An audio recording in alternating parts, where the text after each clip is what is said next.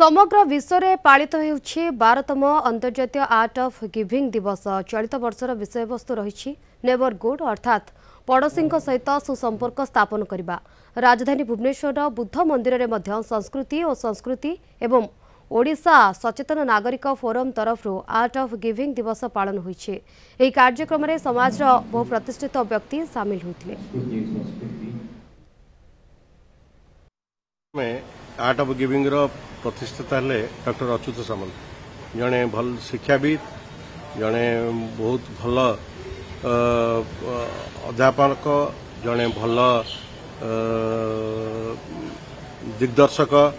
सी सबु बेले देखिले लोक परस्पर परस्पर खाली व्यक्तिगत स्वार्थ साधन व्यस्त। लोकों को भल पाइबा, लोकों को किछि ना किछि दबा, यार जो आनंद सी निजे उपलब्धि करछंती। पिला बेलू बाप छुंड हला परे से जो प्रकार भूमिका नहीं कि आज एत बड़ हेले से भूमिकाटा तांका मन भितरे विशेष भाव उद्गरण होतला।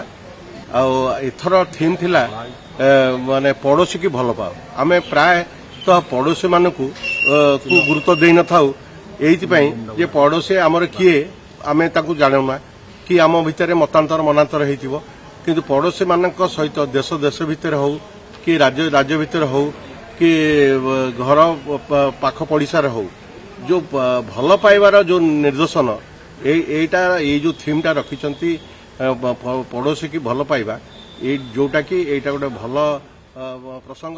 कारण मु जो समाज बास करुच्ची प्रथम आगे देखिए जो मो पड़ोशी जो उत्तम संपर्क रखी पड़ोशी सहित भल संपर्क रखी मोर जीवन सामाजिक मूल्य भर मुझे किसी मो मूल्यबोध दबाक चेष्टा करी, खाली नवापे नुहे दबाक चेष्टा करी।